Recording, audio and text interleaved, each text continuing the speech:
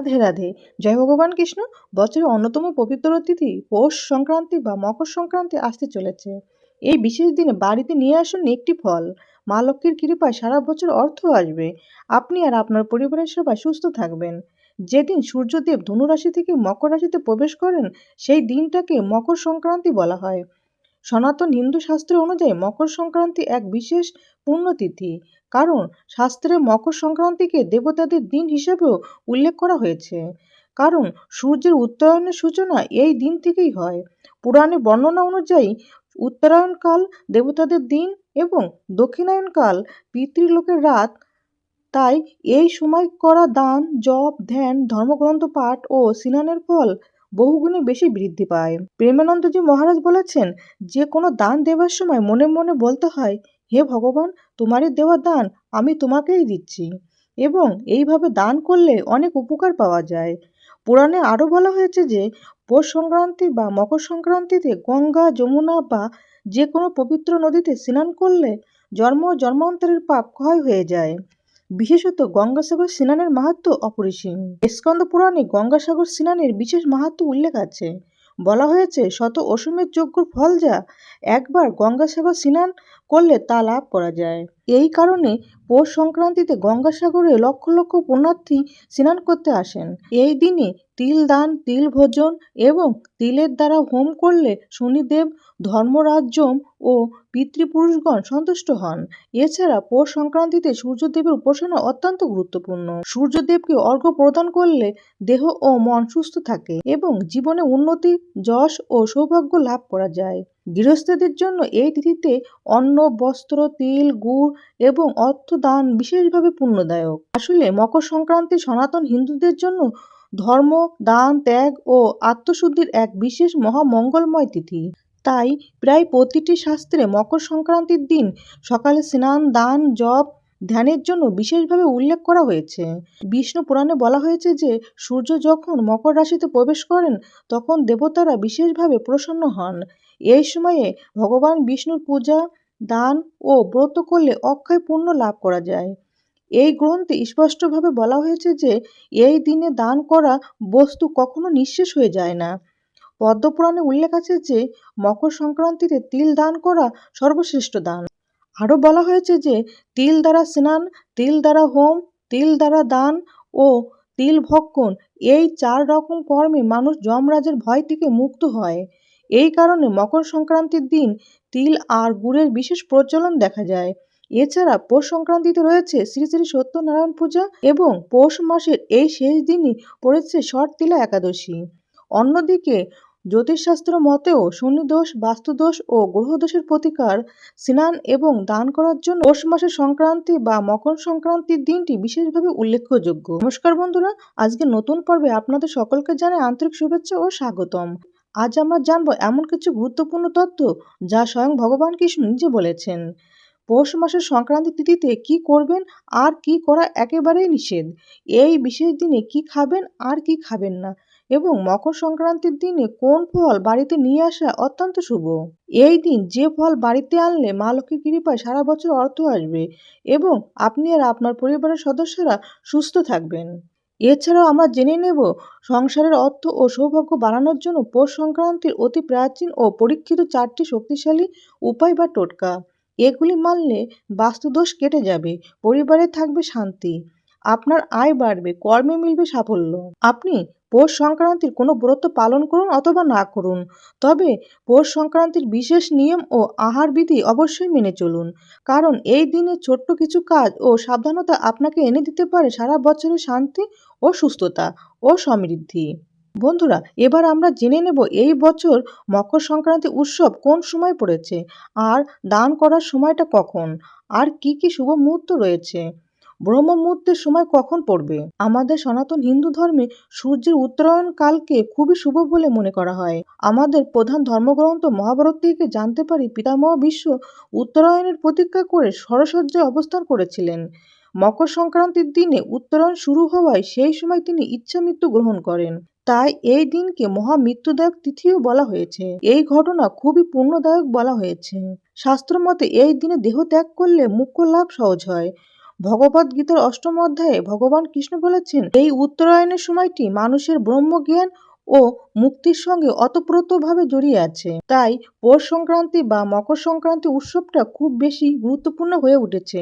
এবছর যেহেতু মকর সংক্রান্তি আর শর্তিলা একাদশী একই দিনই অর্থাৎ 14ই জানুয়ারি বুধবার পড়েছে, তাই এটা খুবই বিরল আর শুভ যোগ। কারণ এই দিনে সূর্যের উত্তরায়ণ শুরু হচ্ছে আর এর সঙ্গে ভগবান বিষ্ণুর প্রিয় তিথি শর্তিলা একাদশীর সংযোগে যে কোনো ধরনের দান এবং পুণ্যের ফল অনেক গুণ বাড়িয়ে দেয়। বছরের প্রথম শর্তিলা একাদশীর সময় এবং দিনক্ষণ নিয়ে যা কিছু সংশয় তৈরি হয়েছে, সেখান থেকেই তৈরি হয়েছে কিছু বিভ্রান্তি।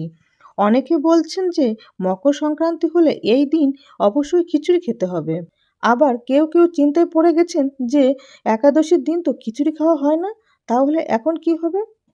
এই সব প্রশ্নের উত্তর আপনি এই ভিডিও থেকেই পেয়ে যাবেন। কারণ এই সব বিভ্রান্তির সমাধান শুধুমাত্র মন গড়া কোনো অনুভূতি দিয়ে নয়, শাস্ত্র মত অনুসারে হয়। বন্ধুরা, এবার পৌষ সংক্রান্তি বা মকর সংক্রান্তির উৎসব পড়েছে 14ই জানুয়ারি 2026 বুধবার। এই বিশেষ দিনেই সূর্যদেব ধনু রাশি থেকে মকর রাশিতে প্রবেশ করবেন এবং এই দিন দুপুর 3:13 পর্যন্ত সূর্যদেব ধনু রাশিতে থাকবেন। তারপর তিনি মকর রাশিতে প্রবেশ করবেন। পৌষ সংক্রান্তির দিন দুপুর 12:30 থেকে দুপুর 1:49 পর্যন্ত রাহুকাল থাকবে।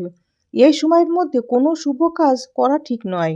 এই দিন মকর সংক্রান্তি শুভ মুহূর্ত থাকবে দুপুর 3:13 থেকে সন্ধ্যা 5:45 পর্যন্ত এবং এর মধ্যে মহাশুভ মুহূর্ত থাকবে দুপুর 3:13 থেকে বিকাল 4:58 পর্যন্ত।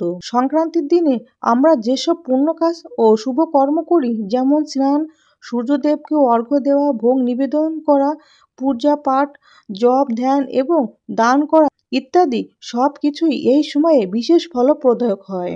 এবছর সৌভাগ্যক্রমে আমাদের সবার জন্য শুভ মুহূর্ত আর মহাশুভ মুহূর্ত দুটোই রয়েছে। 14ই জানুয়ারি বুধবার এই দিনে মহাশুভ মুহূর্ত থাকবে দুপুর 3:13 থেকে বিকাল 4:58 পর্যন্ত। এই সময় দান করা, পবিত্র নদীতে স্নান করা, সংক্রান্তির ব্রত উপবাস রাখা, পূজা করা, ভোগ নিবেদন করা আর সব ধরনের শুভ কাজ করা যাবে। এই মকর সংক্রান্তি আরও কয়েকটি শুভ মুহূর্ত আছে। সংক্রান্তির দিন সকালবেলা ব্রহ্ম মুহূর্তের সময় থাকবে ভোর 5:27 থেকে সকাল 6:21 পর্যন্ত। মকর সংক্রান্তির দিন ভোরবেলায় ব্রহ্ম মুহূর্তে ঘুম থেকে উঠে পবিত্র নদীতে স্নান করা খুবই শুভ বলে মনে করা হয়। তারপর সূর্যদেবকে অর্ঘ্য প্রদান এবং ভগবান বিষ্ণুর পূজা করার শুভ মুহূর্ত থাকবে ভোর 5:54 থেকে সকাল 7:15 পর্যন্ত। পৌষ সংক্রান্তির দিন বিশেষ সর্বাত্ম সিদ্ধির যোগ এবং অমৃত সিদ্ধির যোগও তৈরি হচ্ছে, যা শুরু হবে সকাল 7:15 থেকে রাত 3:03 পর্যন্ত। এছাড়া বিজয় মুহূর্তের সময় পড়েছে এই দিন দুপুর 2:15 থেকে। যারা এই দিন সন্ধ্যায় পুজো করবেন তাদের জন্য বলছি, এই দিন সন্ধ্যা 5:45 থেকে সন্ধ্যা 7:06 পর্যন্ত পূজা করার বিশেষ শুভ সময় থাকবে। অনেক জায়গায় এই মকর সংক্রান্তির উৎসবকে পোঙ্গল বা উত্তরায়ণ উৎসবও বলা হয়ে থাকে এবং জাঁকজমকের সঙ্গে তা পালন করা হয়। সংক্রান্তির দিনটা অন্ধকার থেকে আলোর দিকে যাওয়ার দিন। সূর্যদেব যখন উত্তর দিকে গমন করেন, তখন তিনি আমাদের অজ্ঞতা থেকে জ্ঞানের দিকে নিয়ে যান। পৌষ সংক্রান্তি তাই জীবনে আনন্দ, পবিত্রতা আর দানের অনুভূতি জাগিয়ে তোলার উৎসব। এই দিনে বিশেষ করে গঙ্গা, যমুনা, সরস্বতী, নর্মদা এবং কাবেরীর মতো পবিত্র নদীতে স্নান করার বিশেষ গুরুত্ব আছে। যদি পবিত্র নদীতে স্নান করতে না পারেন, তাহলে বাড়িতে পরিষ্কার জলে স্নান করার পর মাথায় গঙ্গা জল ছিটিয়ে দিন। এই দিন স্নানের সময় জলে তিল মিশিয়ে স্নান করলে বিশেষ ফল পাওয়া যায়। স্নান করার পর যারা দীক্ষিত তারা সবার আগে গুরু মন্ত্র জপ করুন ও কিছু সময় ধ্যান করুন। তারপর ভগবান বিষ্ণুর এবং সূর্যদেবের পূজা করুন। এই দিন কোনো ব্রাহ্মণ, অসহায় গরিব মানুষ বা শারীরিকভাবে অক্ষম ব্যক্তিদের এবং শনি মন্দির অথবা যে কোনো মন্দিরে আপনার সামর্থ্য অনুযায়ী দান করুন। এই দিনে করার দান অক্ষয় হয়। মকর সংক্রান্তির দিনে বাড়িতে কোনো প্রাণী যেমন গরু, কুকুর, বিড়াল, কাক, শালিক, চড়াই ইত্যাদি এলে তাদের গুড়, তিল বা চাল খেতে দিন।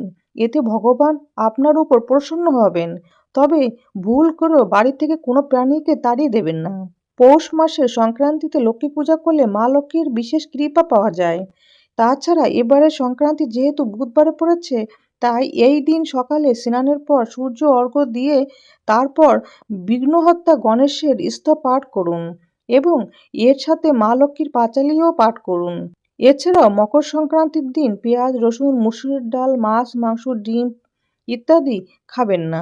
তবে অনেকে প্রশ্ন করেন যে শর্তিলা একাদশীর দিনে সংক্রান্তির খিচুড়ি না খেলে মকর সংক্রান্তির সম্পূর্ণ পুণ্য কিভাবে পাওয়া যাবে? এর উত্তর সনাতন হিন্দু শাস্ত্রেই পরিষ্কারভাবে দেওয়া হয়েছে। যখন মকর সংক্রান্তি একাদশীর দিনে পড়ে তখন মকর সংক্রান্তির অন্ন দ্বাদশী তিথিতে গ্রহণ করতে হয়। এর মানে হলো শর্তিলা একাদশীর পরের দিন অর্থাৎ 15ই জানুয়ারি বৃহস্পতিবার দ্বাদশীতে খিচুড়ি খাওয়া যায়।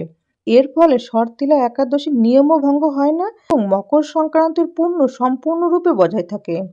আমাদের সনাতন হিন্দু ধর্মের এটাই সঠিক ভারসাম্য।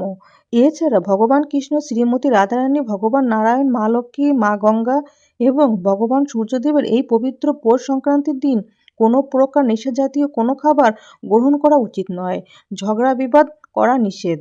বন্ধুরা, পৌষ সংক্রান্তির দিন কোন ফল বাড়িতে আনতে হয় সেটা জানার আগে খুব দ্রুত আমরা জেনে নেব মকর সংক্রান্তির 4টি বিশেষ এবং শক্তিশালী উপায় বা টোটকা। যে বিশেষ উপায় বা টোটকাগুলি করলে আপনার সংসারে সুখ ও সমৃদ্ধি আসবে। প্রথম উপায়টি হলো মকর সংক্রান্তির সকালে স্নান করে সূর্যদেবকে জল, লাল ফুল, সামান্য তিল দিয়ে অর্ঘ্য দিন। এরপর একটা হলুদ কাপড়ে তিল ও গুড় বেঁধে আপনার ঘরের পূজোর স্থানে রাখুন।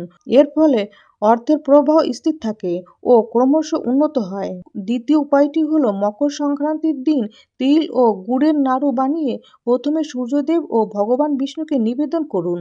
তারপর সেই প্রসাদ পরিবারের সবাইকে খাওয়ান। এতে পরিবারের সুসম্পর্ক ও একতা বৃদ্ধি পায়। তৃতীয় উপায়টি হলো এই দিন জল ও তিল ও কুশ দিয়ে আপনার পিতৃপুরুষদের উদ্দেশ্যে তর্পণ করলে তাদের আশীর্বাদ পাবেন এবং আপনার পারিবারিক সমস্ত বাধা দূর হয়ে যাবে।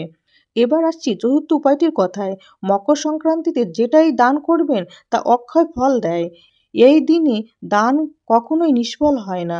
সুতরাং এই দিনে তিল ও চাল দান করুন এবং ভগবান বিষ্ণু বা সূর্যদেবের কাছে প্রার্থনা করুন। শাস্ত্রমতে এর ফলে পুত্র প্রাপ্তি হয় এবং সন্তানের মঙ্গল হয়। বন্ধুরা, পৌষ সংক্রান্তির দিন বাড়িতে নিয়ে আসুন একটি নারকেল। নারকেলকে পবিত্র ফল বলা হয়। এই দিনে নারকেল ভোগ দিলে সংসারে সমৃদ্ধি ও নতুন বছরের শুভ সূচনা হয়। পূজার শেষে নারকেল খাওয়া অত্যন্ত কল্যাণকর। পরিবারের সবাই একটু হলেও খান নতুন গুড়ের নারকেলের নাড়ু বা নারকেল কোড়া।